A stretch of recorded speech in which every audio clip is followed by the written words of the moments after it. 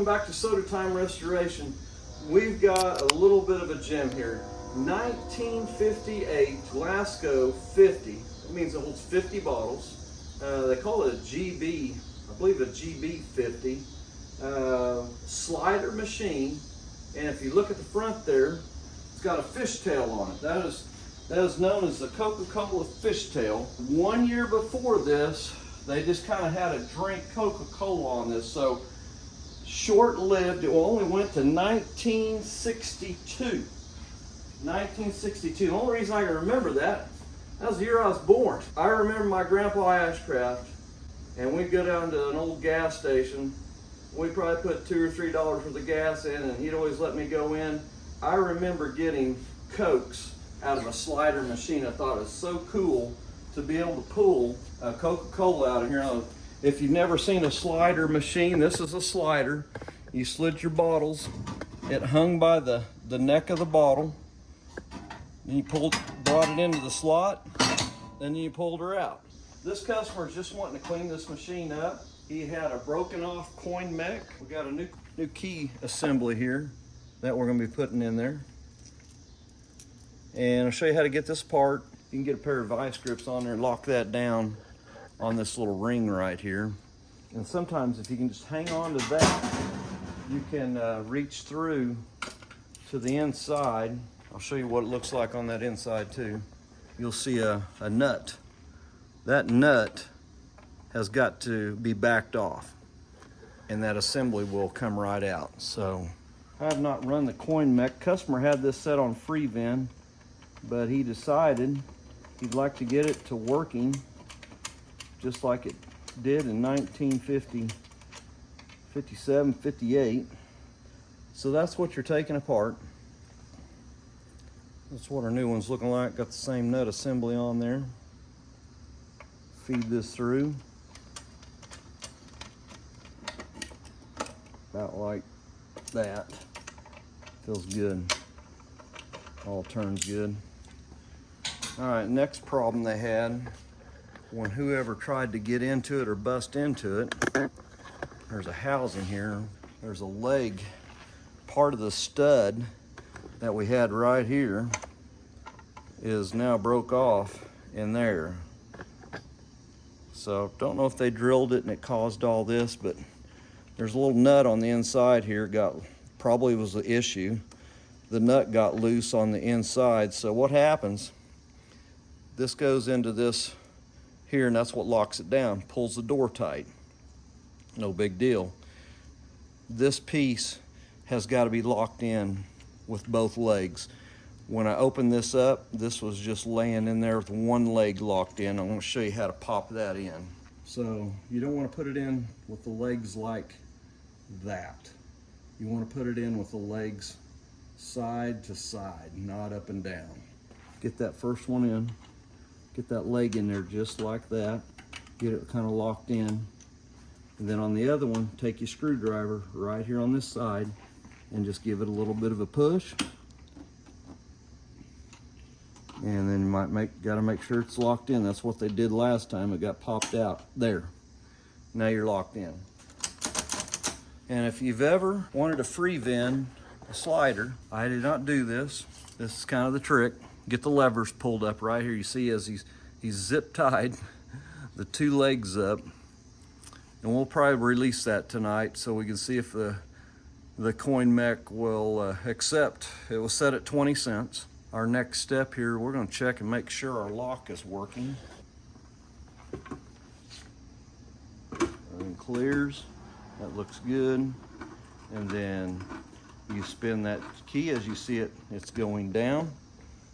And just snug it up. You don't have to get it crazy tight. And there you go. Open it back up. You're unthreading out of that piece. Let's make sure it stayed in there for us. That's what happened to him last time. As you see, the two legs are still in there. Didn't plan on doing this on video, but we'll go ahead. Bear with me here. I'm gonna get me something to cut this zip tie with.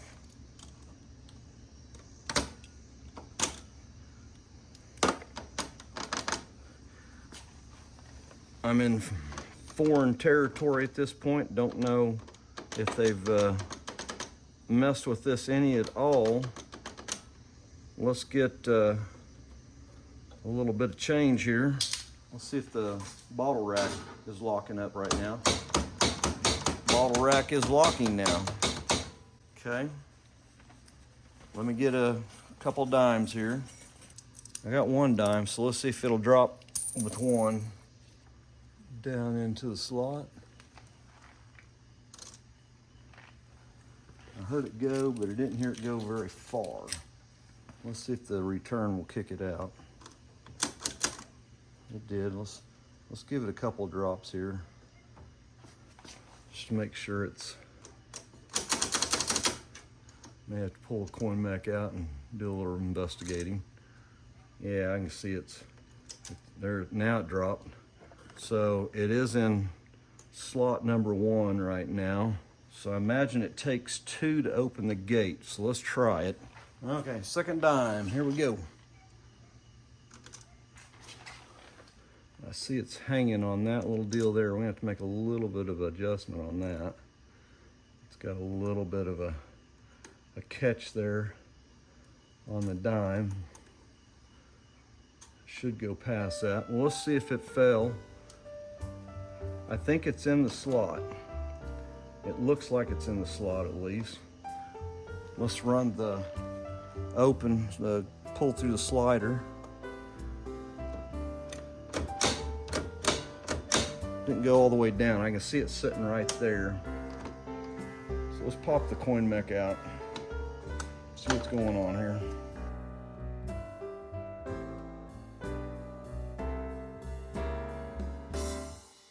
So back on the saga of the mech. Sometimes in life you need to read what actually goes in there. 1 dime, 2 nickels. You know what? It works that way. I had no idea why. I was just trying to get 20 cents in it. So just now figured that out. It drops coins beautifully. I've got all the free vend stuff pulled off. Make sure our deal's locked in. We're locked in right now. So here's our 1 dime. There's 1 nickel. Second nickel. And when you see those coins, they're pushing these levers. When you're pushing out, see how that lever raises and that nickel raises? That's what opens. The coins are what's opening the gate for you. That's why if you don't get enough nickels in there, there won't be enough money in there to open the gate. Let's see if this dime drops this time. Look at there. It might be the way I've got this set in there. I probably can adjust it here, so that'll be something we'll have to look at and watch. There we go. Pretty cool. Hey, welcome back to Sodatime Restoration. We're back on the Glasco 50. Finished the coin mech the other night. We're gonna do the top. Kind of rough, not too bad, but we're gonna see what our Vivid Restore will do to the top of this. Doing this outside this evening. It's kind of a nice evening. We're gonna try to do a little cleanup, do a little buffing on this tonight, but I thought we'd do the top here this evening. We'll start in this corner and we'll see what it'll do. We're gonna do a little section here and then we'll kind of clean it up, but you'll see you getting the blacks coming off. So if you got a stainless lid on there and you're just trying to get it really nice, I've seen people use steel wool, real fine steel wool. This is definitely finer than steel wool. All right, we had to move back into the shop. We've taped the coin door off. We got it all taped off. We're gonna just shoot a little bit of a flat black. We're using the Krylon RTA 9203. And we're just gonna give it a light hit, just to kind of clean it up a little bit.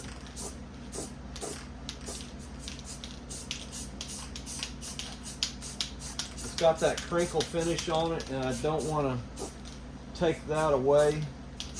So I'm just giving it a light coverage, just kind of cleaning up the edges, make this thing look like really freshened up. We'll shoot our coin cup here too. Need to clean up in there just a little bit, not bad. Just kind of a touch up, nothing crazy. We'll let that set up. We're setting the thermostat up. We're at 35 degrees. Purring like a kitten, so doing really nice. Really doing good. Still in the original compressor, doesn't look like it's ever been changed. Well, that really polished up nice. I've got it inside the shop now. It really shows the effects. So I've compounded the front by hand. We're going to use our Vengeance Nano Spray Wax on it now.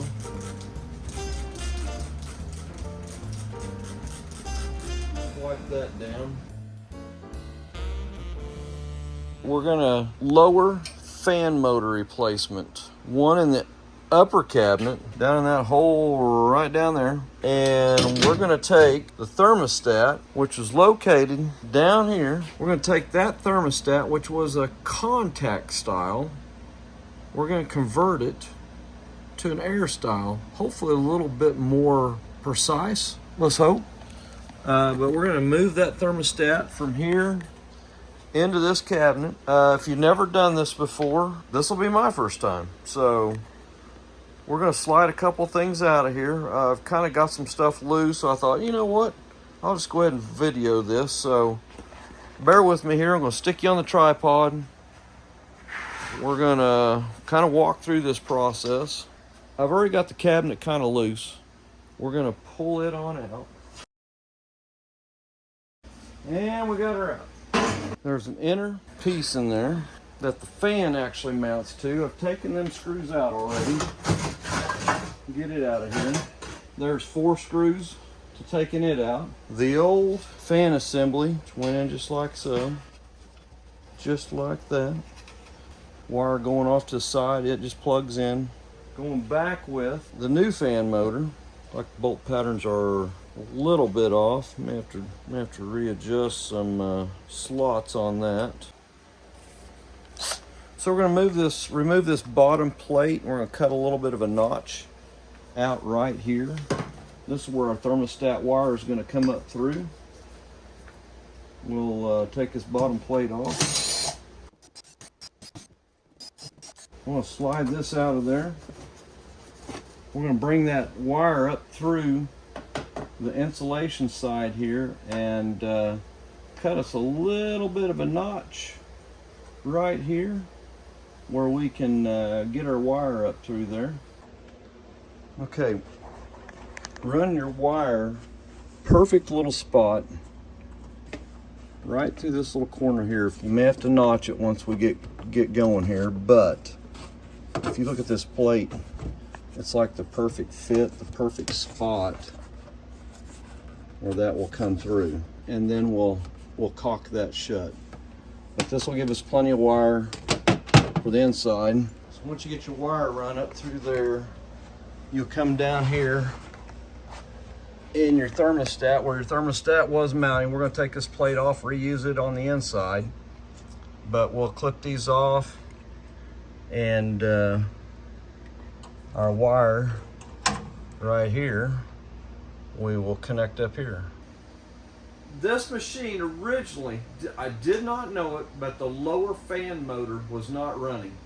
And after running it for a while, have a little bit of freeze up. It would not stabilize in temperature.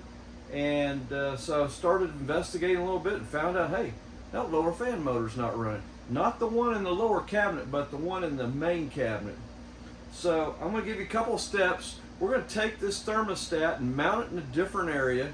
The contact thermostats are just getting tough to get. So this one here is an air temperature, reads air. We're going to relocate it. I've kind of given some steps so far, but we're going to try to complete it tonight. But we got the cabinet emptied. I've got the new fan motor mounted, and so we'll continue here, and I'll give you a little bit of shot where we're at. We have mounted our new lower fan in there. So when you get one of these, you will have to do some resetting it back up to get it right, but we've got the new cord attached to the existing cord, which I've I basically tied this in butt connectors and rewrapped it, kind of cleaned it up a little bit. But we're going to go ahead and get started here and get this lower piece put back in. You will have probably, I think there's 4, 2 on each side.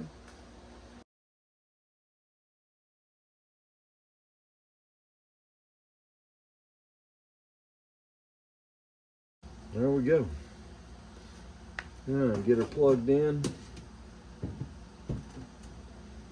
And now we're ready to put the upper cabinet piece in, which I'll show you what we did there. We probably had a thermostat that had a piece like this. This actually went into a little shaft area, so there's always contact there.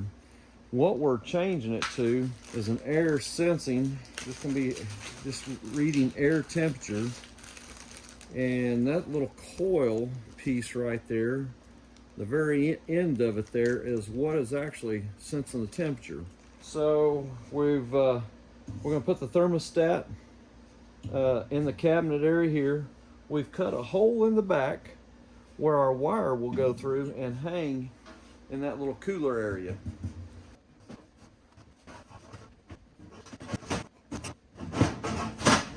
There we go. I think we're in the right slot. That wasn't too bad.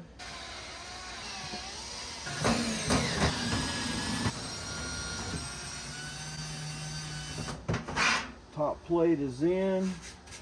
That's all looking good. Let's grab the thermostat. We'll probably go ahead and get our wire set up here first. So this is a wire coming from the back where the thermostat was mounted. We fed it through the back. Then we're going to bring this up through the cabinet. So we got a double blade connection here we're going to fit up to right now.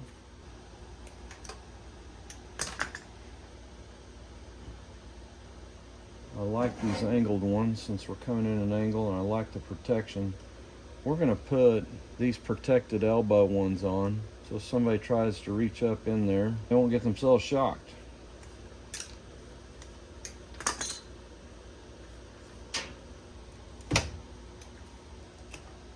There we go. And then we'll get a couple of heat shrink butt connectors here.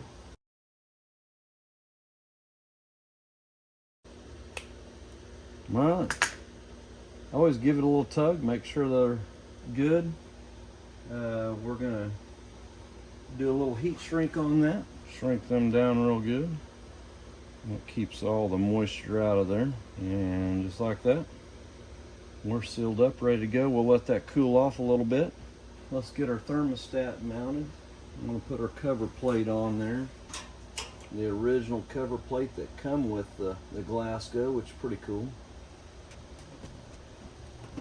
Thermostat's mounted. I'm gonna run that little wire through that hole so it's in the cold cabinet area. Kind of leave this coiled up like it is.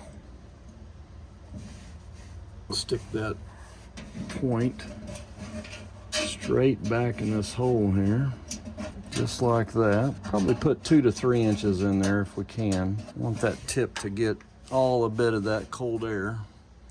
So kind of looks like that. Even though I did put some heat shrink on there, I'm gonna wrap these with some electrical, like a factory wrap job here. We'll see how good we can do here. So we're gonna get these connected up. There's one, and there's 2. We're gonna take this wire, shove it down into the cabinet. Don't want it too tight. I want it to be a nice fit.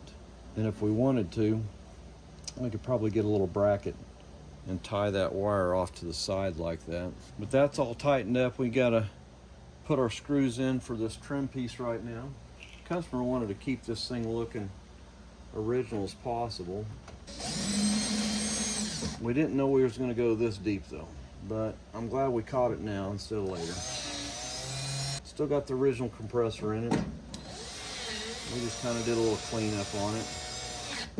Hopefully it'll give him some many years service down the road. That is looking good. Let me clean that up a little bit.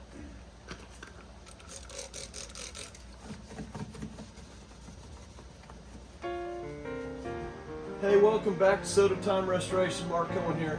If you're looking at buying a slider machine, I'll show you what it means, what a slider's all about, coin mech, how to load one. We're just going to do a quick little video here to finalize, but the machine came out great.